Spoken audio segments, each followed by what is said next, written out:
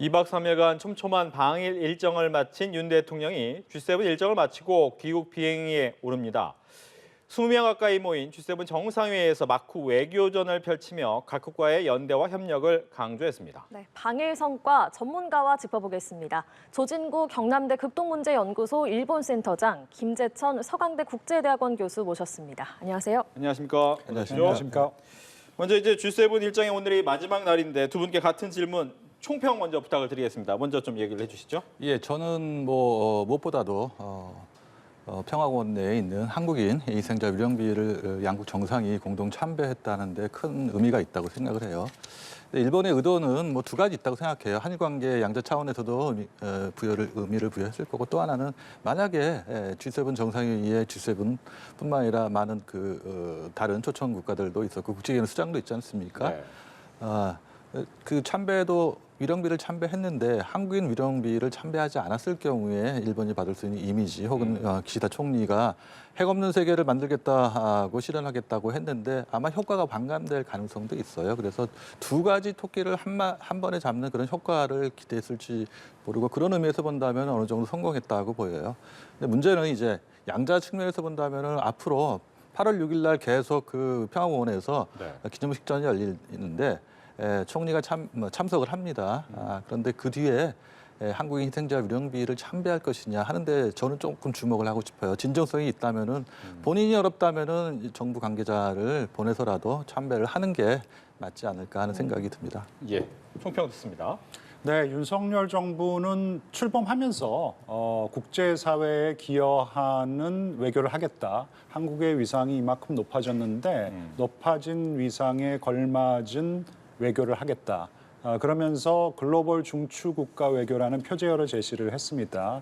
글로벌 차원에서 중추적인 역할을 하는 대한민국이 되겠다. 그러고 나서는 어떻게 보면은 양자 외교를 좀 많이 했습니다. 한일 관계를 복원하려는 노력을 기울였고요. 그리고 복원되고 있는 한일 관계가 어떻게 보면은 바탕이 돼서 한미 관계가 굉장히 강화가 된 것이죠. 한미 관계도 더 결속력이 강화가 된 것이에요. 그러면서 한미일 공조가 본격적으로 가동이 되는데 그런 모든 노력들이 지금 어떻게 보면은 G7 확대 회의에 이제 그 윤석열 대통령이 초청국가, 참관국가 자격으로 참여를 한다라는 거. 그러니까 윤석열 정부의 양자 외교가 지금 어떻게 보면은 다자 외교로까지 확장되고 있는, 다자 외교로도 탄력을 받고 있는 상황이고, 그 다음에 한국과 유사한, 한국과 국제 현안, 굵직한 국제 현안에 비슷한 입장을 가지고 있는 유사 입장 국가들과의 양자 외교로도 지금 확장되고 있고 탄력을 받고 있는 어떤 그런 상황이라고 저는 평가를 하고 싶습니다. 그래서 윤석열 정부가 출범 초기서부터 기울였던 어떤 외교적인 노력이 지금 일정 부분 좀 성과를 보이고 있는 그런 상황이라고 평가하고 싶습니다. 네. 조진구 센터장께서 하이라이트로 위령비 참배를 꼽으셨습니다. 네. 이 위령비 참배에 대해서 사실 우리나라에서도 전범 국가인 일본이 피해국임을 강조하는 거 아니냐 이런 비판도 있었고, 사실 일본 내부의 좀 보수파에서도 역사 인식에 관심이 쏠릴 수 있다 이런 또 비판이 있었단 말이에요. 네. 이런 비판에도 불구하고 기시다 총리가 공동 참배를 또 제안했습니다. 이런 의도는 어떻게 볼 수 있을까요? 기시다 총리의 단독의 제안인지는 잘 모르겠습니다만 한국 정부를 충분히 의식하고 했을 가능성이 높아요. 그리고 하나 우리가 좀 돌아봐야 할 것은 우리 사회에서 대통령도 말씀을 하셨습니다만 우리 사회에서 그 원폭 피해자에 관한 관심이 별로 없었어요. 합천에도 보면은 그 한국인 피폭을 당하고 한국에 돌아온 노인분들이죠. 아직까지도 생존해 계신 분들이 거기에 복지회관이라는 곳에 살고 계시거든요. 그 복지회관이라는 거는 우리 정부에 의해서 일방적으로 만들어진 게 아니에요. 1990년에 한일 정상 간의 합의에 의해서 일본 측의 지원을 받아서 같이 공동으로 설립된 거거든요.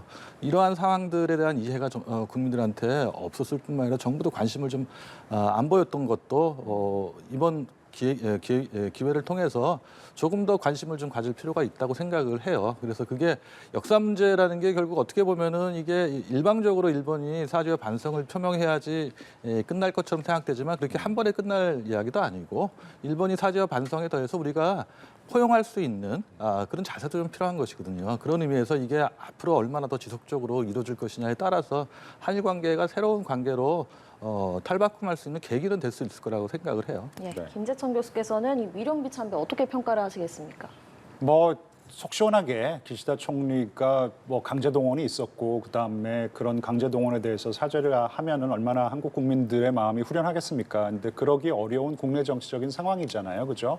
이 기시다 총리가 자민당 내에 최대 계파의 수장도 아니고 최대 계파의 수장은 여전히 아베파라고 합니다. 그다음에 아베파는 지금 한국에게 사죄하는 것을 적극적으로 반대하고 있고 기시다 총리는 지금 뭐 4대 파벌의 수장 정도밖에 안 되는 정치적인 위상이기 때문에 한국에게 전향적인 사과를 할 수도 없는 상황인데 그런데 지금 뭐 이 위령비 참배는 기시다 총리가 먼저 제안을 했다라는 것이고 예. 말로는 어떻게 보면은 사죄를 하지 않더라도 당시에 한국인 원폭 피해자들이 강제 동원 때문에 와 계셨던 분들이라면은 그분들의 어떤 영혼을 위로하는 어떤 그런 참배를 기시다 총리가 먼저 제안을 했다라는 것은 어떻게 보면은 실천으로서 조금 사죄를 한다라고도까지 해석을 할 수 있을 것 같으니까요. 네.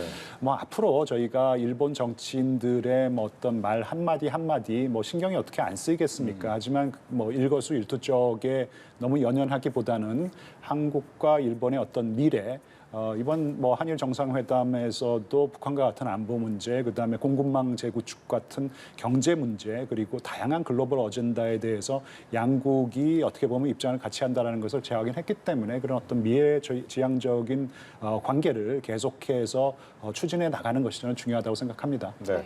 말씀하셨다시피 이제 한국과 일본 간의 이제 미래 청년에 대한 관심을 굉장히 많이 예, 예. 양국에서 얘기를 했단 말이죠. 하지만 말씀하신 것처럼 그렇다고 이번에 한번 참배 같이 하는 게 끝이냐라고 한다면 또 부담이 커질 수도 있는 상황이기 때문에 앞으로 또 어떤 변화가 필요하냐. 예를 들면 뭐 신사 참배 같은 경우도 있잖아요. 이런 거는 과연 계속 할 것 같은데.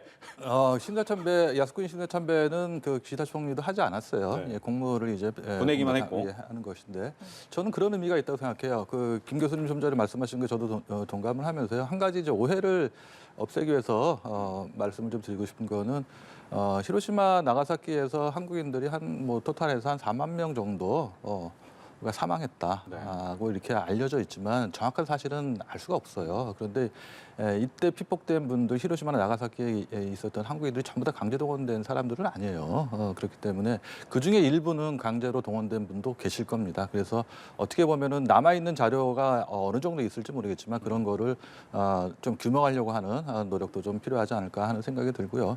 또 미래 세대를 위해서라고 한다면은 저는 이런 것도 가능하다고 생각해요. 지난해 8월 1일 날 그 뉴욕에서 열렸던 NPT 재검토회의에서 히로시마 액션 플랜이라는 거를 기시다 총리가 발표를 했어요.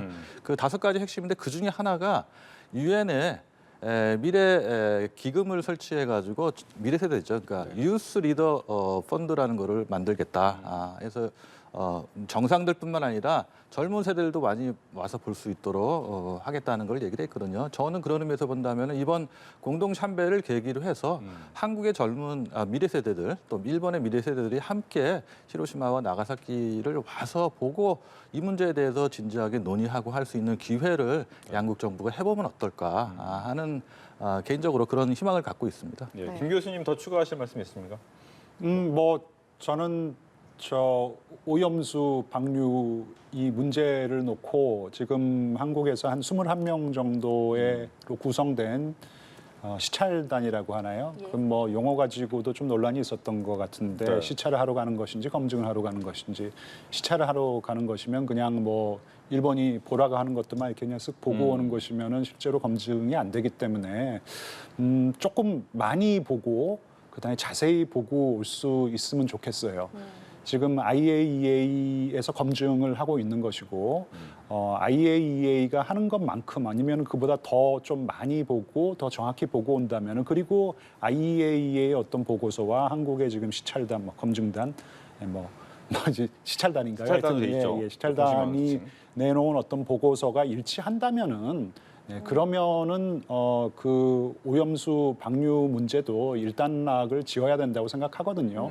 IAEA가 지금 뭐 조사해서 발표하는 내용들이 전혀 근거가 없는 것은 아닐 거라고 생각합니다. 그리고 이제 한국도 가서 객관적으로 많이 보고 자세히 보고 와서 뭐 안전하다라는 어떤 그런 판단이 선다면은 우리도 지금 국제사회와 발맞춰서 오염수 방류. 사실 오염수라는 표현은 지금 한국 외에 뭐 몇 개 국가만 사용한다고 하는데 하여튼 후쿠시마에서의 어떤 오염수 방류에 대해서도 저희가 찬성을 해야 되는 것이 아닌가. 이게 하나의 조금 검증돼 한국과 일본 사이의 어떤 신뢰 복원의 좀 검증대의 역할을 하는 것 같아서 좀 중요하다고 생각합니다. 예. 네. 뭐 우리나라가 개별 국가로서 시차단은 뭐 파견한 게 처음이다 이런 걸 평가해야 된다는 목소리도 있지만 실효성 논란도 있는 것도 사실이고요. 물론 그렇습니다. 예. 그리고 두 가지인 것 같아요. 이미 김 교수님 말씀하신 것처럼 IAEA라는 국제 기관이 검증을 하고 있고 거기에는 한국인 과학자도 포함되어 있습니다. 그리고 또 과학자뿐만 아니라 우리의 그 정부 기관도 거기에 실제로 또 참여를 하고 있고 IAEA와는 별도로 한일 간에도 협의가 있었던 건 사실이에요. 그렇기 때문에 이번에는 조금 더 우리가 알고 싶은 것, 궁금해하는 것들을 좀 찾아서 현장에서 확인할 수 있는 기회가 될 것이고 예. 또 거기에서 의문이 생기면은 추가적으로 문제를 제기할 수가 있어요. 그리고 그건 일본 정부만이 아니라 IAEA에서도 할 수 있는 거고, 대해서 할 수 있는 거고 또 그 후쿠시마 지역의 일부 그 시료를 채취해서 IAEA가 지금 보고서를 준비하고 있거든요.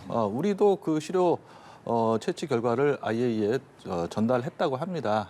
그리고 최종적으로는 6월 달에 모든 것을 포함해서 IAEA가 최종적인 보고서를 낼 것이고 그 이후에 이제 방류가 실제로 이루어질 텐데 방류가 이루어진다 하더라도 한 번에 그치는 게 아니에요. 그리고 그것으로 IAEA 활동도 그치는 것도 아니고 우리가 또 과학적으로 검증이 됐다라고 해서 우리가 관심을 끊어도 되는 그런 문제는 아니거든요. 지속적으로 이루어질 것이고 앞으로 이게 단계적으로 오랫동안 이루어질 문제이기 때문에 저는 김 교수님 말씀하신 것처럼 단순히 이거는 일회성에 그쳐야 하는 건 아니에요. 근데 한일 간의 협력의 새로운 장이 될 수 있는 그런 문제이기도 해요. 원전의 문제라는 거는 우리 일본의 문제도 아니에요. 우리도 많이 있고 그래서 이 폐로의 문제도 있고 오염수 처리하는 이런 문제도 실제로 양국이 어떻게 협력해 가느냐에 따라서 양국 관계를 새로운 단계로 발전시킬 수 있는 그런 계기도 될 수 있거든요. 그러니까 너무 지나치게 이게 갈등적인 요소, 우리가 일본에 면죄부를 주는 거 아니냐 이렇게 생각할 필요는 없지만 그렇다고 해서 일본이 갖고 있는 생각대로 우리가 추인해주는 우리가 눈으로 확인하고 할 수 있는 범위 내에서 최대한 할 수 있다면은 또 국민들한테 그 결과를 소상하게 설명해주는 그런 노력이 더 필요하다고 생각합니다. 네. 한미일 정상회담이라는 것이 이제 오늘 있었던 가장 큰 이슈 중에 하나였습니다. 대통령실에서는 한미일이 이제 새로운 단계로 이제 관계가 올라갔다라고 얘기도 하기도 했는데 일단 짧은 시간이었지만 한 번 더 워싱턴에서 만나자 이런 얘기도 있었고요. 어떻게 네네. 보셨습니까? 일단 한미일 사이에는 굉장히 자세한 공동선언문이 발표가 됐어요. 작년 11월인데요. 한미일 정상이 캄보디아 프놈펜에서 만났습니다. 당시 프놈펜에서는 아세안 정상회의 확대 회의가 개최가 됐었거든요. 그래서 동남아시아 국가연합 국가들뿐만 아니라 한국, 미국, 일본의 정상들도 참여를 했었고 사이드라인에서 바이든 대통령, 윤석열 대통령, 바이든 대통령, 기시다 총리가 만났는데 그러고 나서는 굉장히 자세한 공동선언문이 나왔어요. 거기에 보면은 북한 이 미사일 경보 정보를 실시간에 공유해야 된다. 그다음에 공군망 구축에 세 국가가 앞장서야 된다. 대만 문제까지 다양한 문제가 다 논의가 됐었는데 사실 그러고 나서 후속 조치를 밟기가 조금 어려웠던 상황인 것이요. 한미일이란 한국과 일본 사이의 관계가 상당히 악화된 상황이었었기 때문에 그렇게 합의한 내용들이 실질적으로 후속 조치를 밟기에는 정치적으로 조금 어려웠던 상황이라는 것이죠. 근데 금년 3월서부터 지금 윤석열 대통령이 어떻게 보면 상당히 전향적인 조처를 취함으로써 한일 관계 복원이 일정 부분 지금 추동력을 확보한 상황이기 때문에 그때 이제 하기로 했던 내용을 실제로 실행에 옮길 수 있는 어떤 정치적인 토양이 지금 마련이 됐다라고 해석을 할 수 있을 것 같고요. 근데 단지 이번 한미일 정상회담은 10분 만났다 그러니까 정상회담이라기보다는 환담 차원이었던 것 같고요.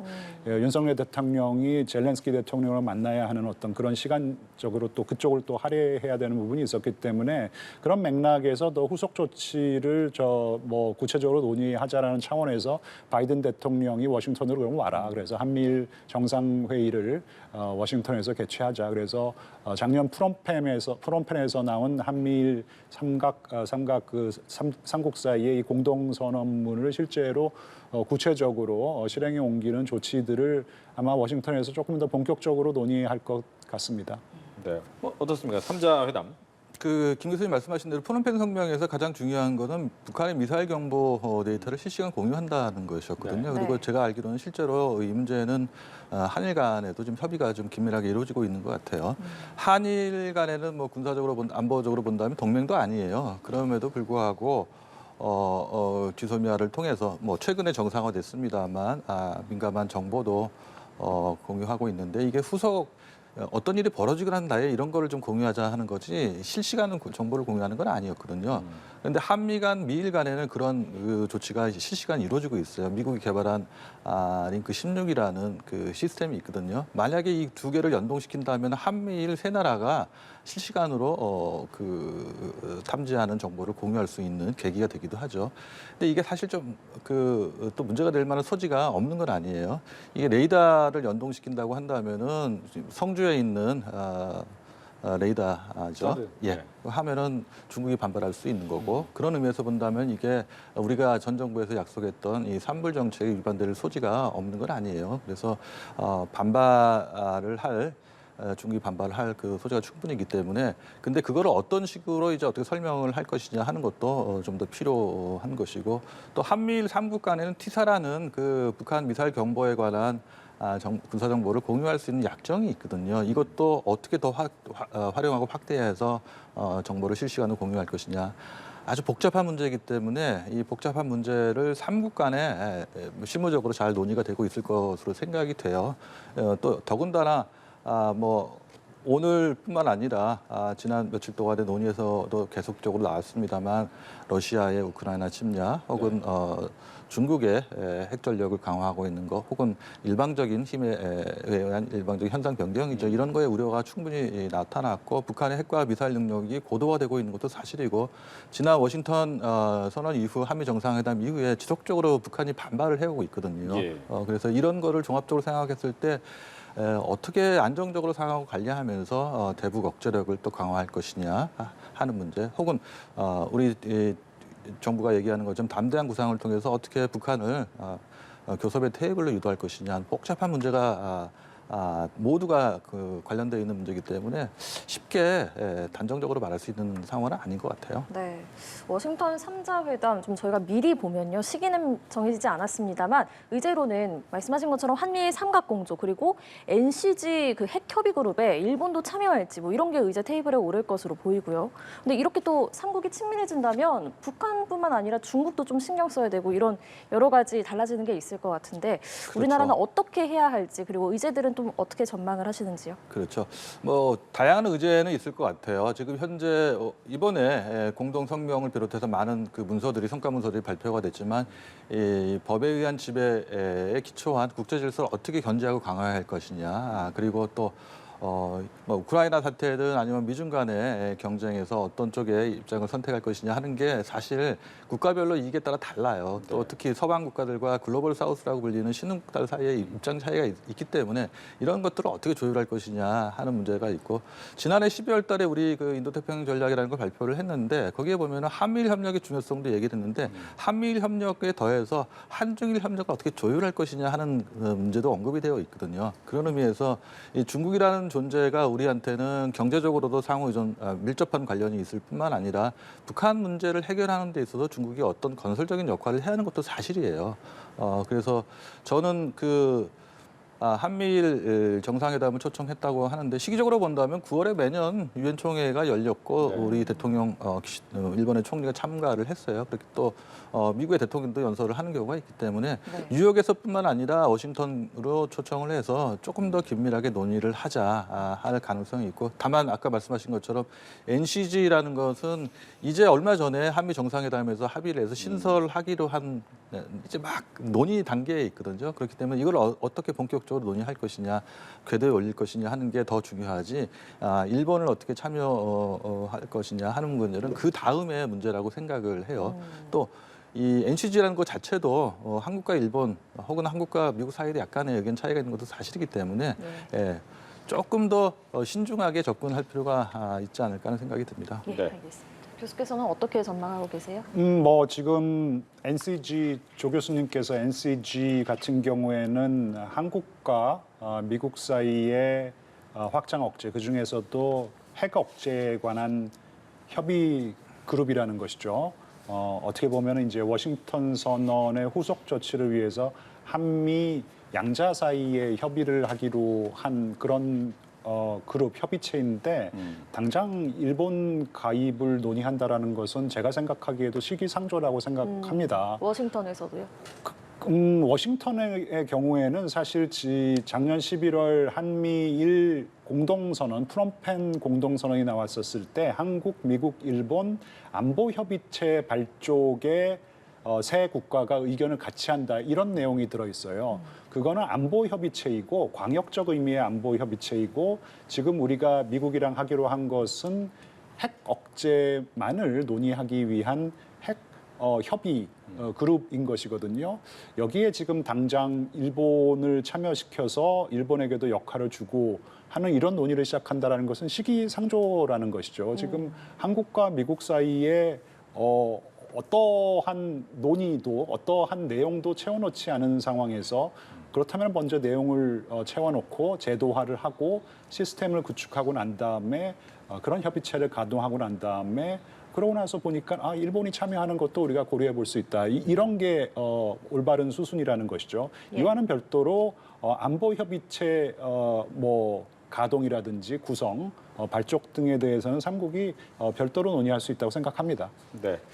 다음으로 이제 오늘 있었던 회담 중에서 우크라이나 대통령과의 회담이 있었죠. 약 30여 분 정도 진행됐다라고 얘기가 되는데 보면 이제 평화적인 살상 무기가 아닌 비살상 무기를 지원하겠다. 특히 보니까 지뢰 제거 장비 그리고 긴급 후송 차량 등을 신속해서 지원하겠다라고 윤석열 대통령이 얘기를 했고 젤렌스키 대통령은 지원에 감사하다. 추가적인 비살상용품 지원을 희망한다라고 얘기를 했습니다. 여기에 더해서 한국 기업이 참여해서 전후 복구 지원도 지속하겠다라는 얘기까지 나왔다라고 전해지는데 일단 힘에 의한 현상 변경이라는 부분에 대해서는 반대한다라는 명확한 입장을 가지면서 어디까지 지원을 할 것이냐에 대한 부분이었는데 역시 비살상으로 정해지긴 한 거네요.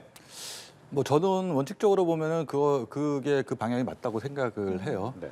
기시다 총리는 오늘 이제 G7 정상회의를 폐막되면서 이제 기자회견을 했는데 러시아를 또 강하게 비판을 했어요.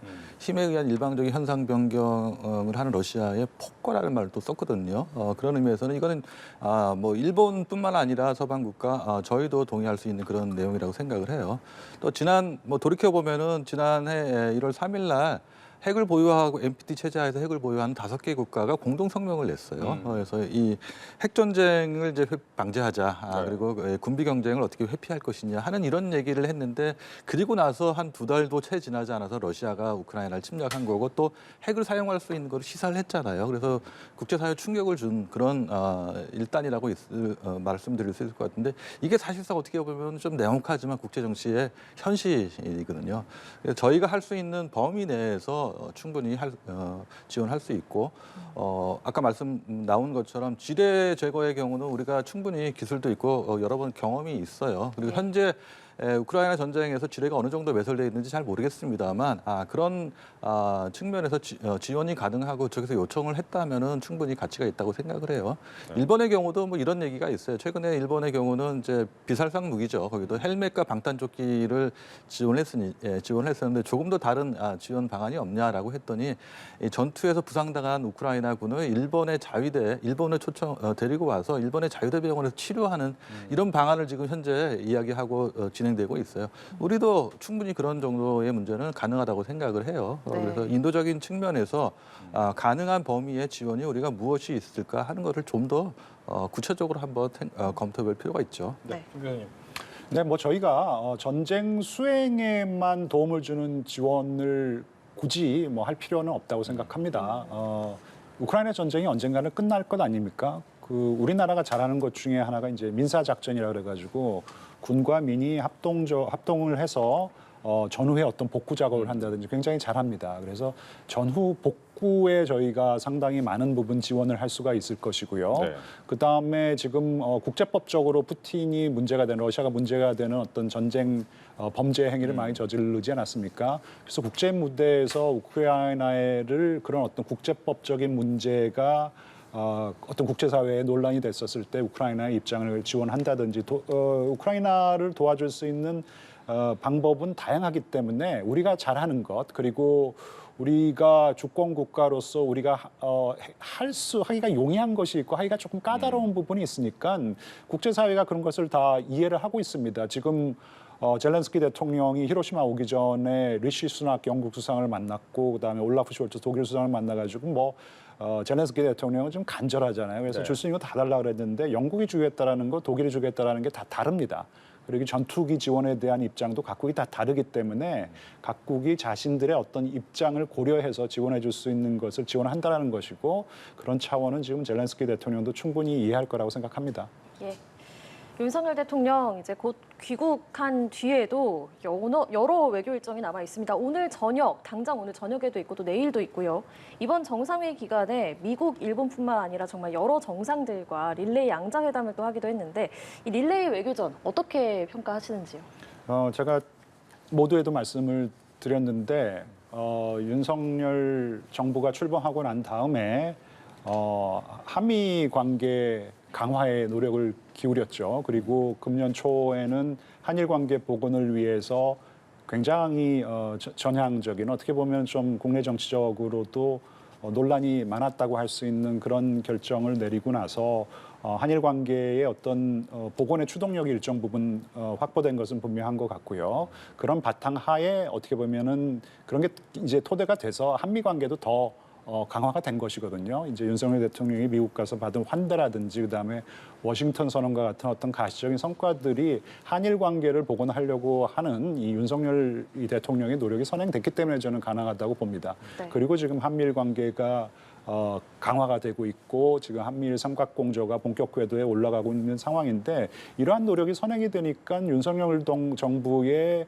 이 글로벌 중추국가 외교 역시 지금 탄력을 받고 있다는 것이죠.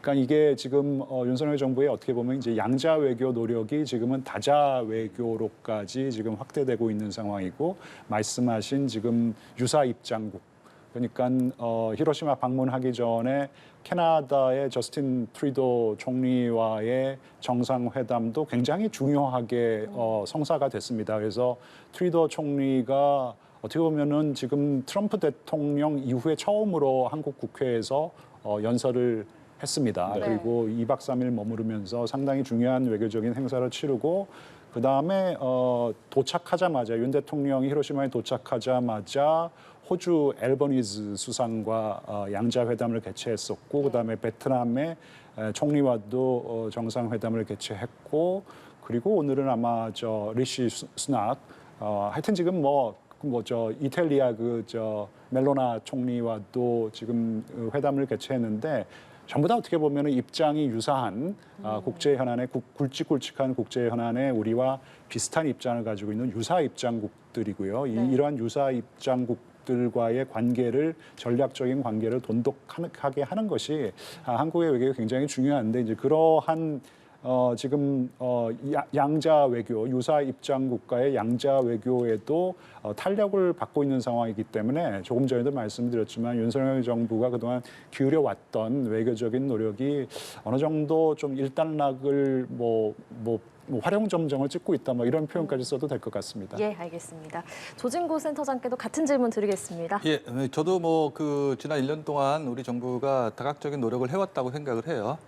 또 한일 관계가 정말 악화되어 있었고 한일 관계는 지정학적으로뿐만 아니라 현실적인 측면에서 본다 하더라도 아주 중요한 관계인 것은 분명하거든요. 그래서 관계 개선을 위해서 선도적으로 용기 있는 결단을 했던 건 사실이라고 생각을 합니다. 또 한일 관계라는 것은 또 한미 관계와 밀접한 관련이 있어서 또 한미일 이 협력은 대북 억제력 이런 측면에서 본다고 하더라도 아주 유의미한 그런 관계 구축을 위해서 노력해왔다고 생각하는데 다만 좀 아쉬운 거는 이 한미일의 그 외교가 뭐랄까요? 우선순위가 있다 보니까 말씀하신 것처럼 캐나다나 호주 다른 국가들과의 그 관계도 조금 더 신경을 더 쓰고 결국 그게 어떻게 네트워크화해서 우리의 국익을 실현할 것이냐 하는 것들이 더 중요한 건데 한미일에 조금 더 치중하다 보니까 나머지 이 지역에 대한 외교가 상대적으로 소홀한 측면이 있기 때문에 앞으로 그거를 좀 보완하는 노력이 좀 더 필요하다고 생각을 해요. 그래서 뭐 대통령 그다음에 박진 장관이 외교적인 노력을 많이 했습니다만 역할 분담을 해서 지역별로 혹은 ODA를 좀 더 활용해서 우리가 할 수 있는 그 방안이 무엇인가 또 우리의 이익만 챙기는 것이 아니라 마음을 통하지 않고 소통하지 않는 그 관계라는 거는 오래 지속되지 못하거든요. 그래서 그런 측면에서 우리가 어떻게 다른 지역의 국가들과 좀 더 돈독한 관계를 유지하면서 외교를 해갈 것이냐 하는 거에 대한 조금 더 노력이 좀 있어야 하지 않을까 하는 그런 바람을 가지고 있습니다. 네, 알겠습니다. 네, 조진구 경남대 극동문제연구소 일본센터장, 김재천 서강대 국제대학원 교수 이렇게 두 분과 함께했습니다. 고맙습니다. 네, 감사합니다.